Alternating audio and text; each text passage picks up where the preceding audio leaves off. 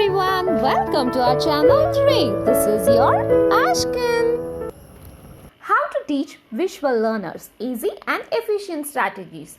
In this video, I'm going to talk about some of the easy techniques and strategies which will be efficient in teaching children with visual areas of strength. So in my previous video, I have spoken about different types of learner, and this video I'm going to mainly focus on visual learners. So kinesthetic learner, visual learner and auditory learners are the main three types of learners that we see in kids. And this video is mainly for visual learners. So visual learners are those who have enormous number of strength in them, and teachers and parents can actually tap their strengths to use it efficiently in the classrooms as well as in the learning process, because they have a very good ability to visualize objects and things, and they have a very good sense of balance and alignment, and they are more organized in a way. They like colors and they can actually picture the words or create some images in their mind. They are very much particular in identifying even simple similarities and differences between things, and they can use visual aids to explain themselves. So in this video, we are going to see what are the different ways that we could teach these kids. So these are the power of visual learning. Let's move on to the essence of today's video. So how are we going to teach visual learners? So let's look at the strategies. First one is reflection time. So reflection time. So what do you mean by reflection time? To teach a lesson, or when you are teaching a concept to a child, just give some reflection time for them, so where they would visualize their work. So if they have taught some concepts, so give them some time after the end of every concept so that they can create mental images about the concepts that they have learned or understood. And the second one is using visual aids. So visual aids, it can be of any sort. It can be images, diagrams or videos, PowerPoint presentations. Of any sort of visual aids in teaching would help them tremendously. And then incorporating colors, adding colors to the presentations and assignments. So give a try for color coding. Assign colors to some common themes, like if there is a main summary that you're going to teach and the sub summaries are going to be of different level, and if there are like hierarchies, so just color code them or give them highlighters so they can use it while reading. So when they read certain words, they can use highlighter for higher vocabulary words, and that would help them to associate the word spelling to the color, and the colors can actually help their brain to remember complex and abstract concepts. Okay, and the next one is PowerPoint presentation, which is one of the visual aid. So creating and using PowerPoint presentations to give a gist of or summary of the topics that they have learned will help them to create visual cues in brain regarding that particular concept. And also it is somewhere that gives a learning space for the visual learner, and they usually tend to learn more with these type of clues. And then written instructions. So it is very important, rather than orally telling them this is how it should be done, it would be always preferable you give written instructions for assignments. So any kind of assignments that you're going to give them, so give some written instructions for them to follow. So that would be the best reference, and whatever has been given in the written format will be easy for the child to follow as well as to remember throughout. So that is the next content or next strategy for visual learners. And the next one is to create to-do lists. So writing out to-do list or agendas on the whiteboard is another option. So this can be of various methods. So even if you are at a home, you can actually pin a whiteboard on your child's study table, or you can just put a blank sheet on the paper and you can just write down what are the agendas or what are the lists that you want the child to follow for today, and those can be served as a visual clue for the child to know this is what the plan for today and this is what has been expected out of him. And as a teacher, what you can do is, once you enter the class, you can actually create a to-do list or today's agenda at one corner of your whiteboard, and the child can actually view it and create a mental image and follow that activities in a better way.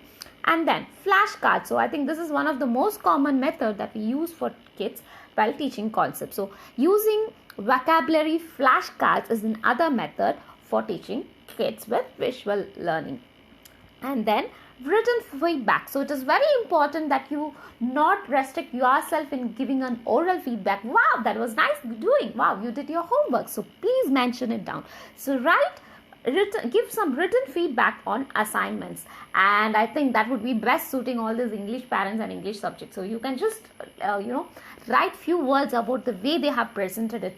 It was wonderful writing it in this way, and you can just specify each and everything that they have did outstanding, and that would help them, and that would appreciate their their efforts to complete that particular task, and they would get reinforced in doing that particular activity again and again. And then sight words, as I said, visual learners create mental images. They look and they learn. So they usually rely heavily on their eyes for receiving data and processing data. And I would say sight words is one of the effective activity for a visual learner, and they can actually taught to memorize as a whole by sight. So once they look at the word as a whole, they just learn it like that. So instead of breaking them into different alphabets or different sounds, they look the word as a whole and they learn it. So that's another benefit of sight word as a strategy. And then finger mapping. So finger mapping is like you use your fingers to represent some kind of individual sounds or letters or any kinds of concepts. So if it is for a smaller children, we use the sounds, but if it is for a growing children, like for example if they are in the period of adolescence, definitely this finger mapping can be related to some 5 concepts about a major concept area, because this would help them especially to correctly sequence specific sounds in a word or specific concepts in a very much big abstract context when they are writing it out. And it is very crucial element for them to literally see the sound of each letter and then helping them to correctly identify and write it. So it engages actually both visual learners, auditory and other types of learners in a regular classroom as well as in the reading aspect.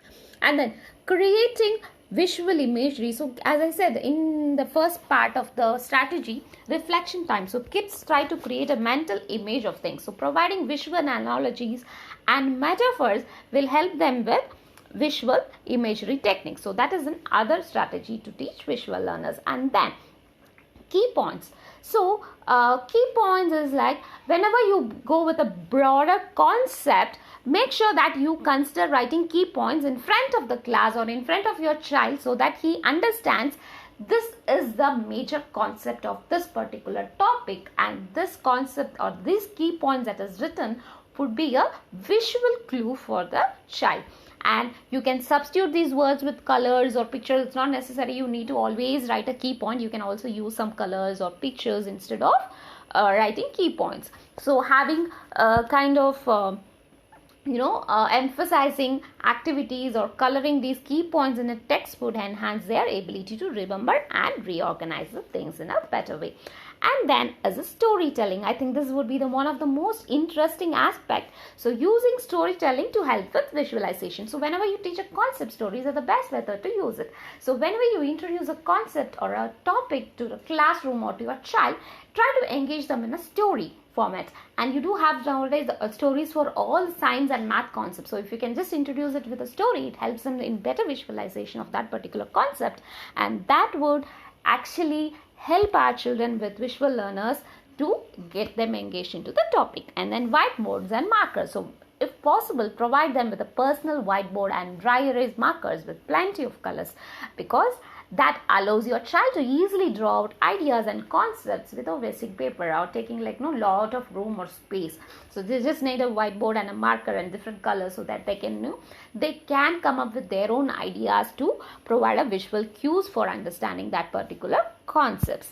And then documentaries. Yes, watching documentaries instead of using textbooks would be the best replacement option, I would say, or maybe an additional option that you can give for a child to understand a better concept.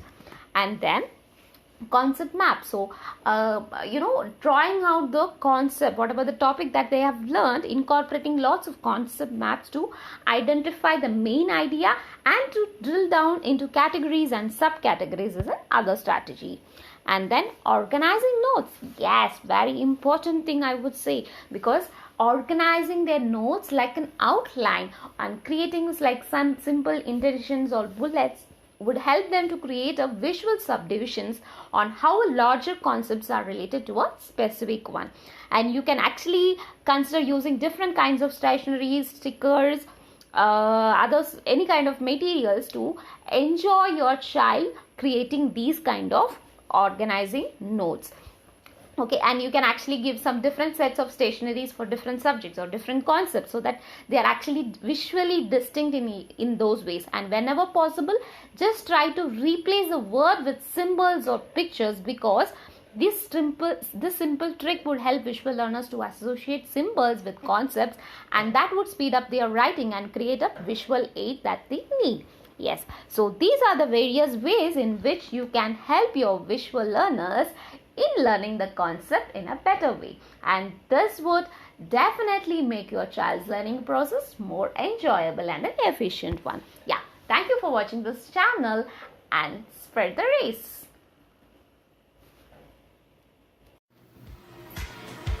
In this video, I'm going to talk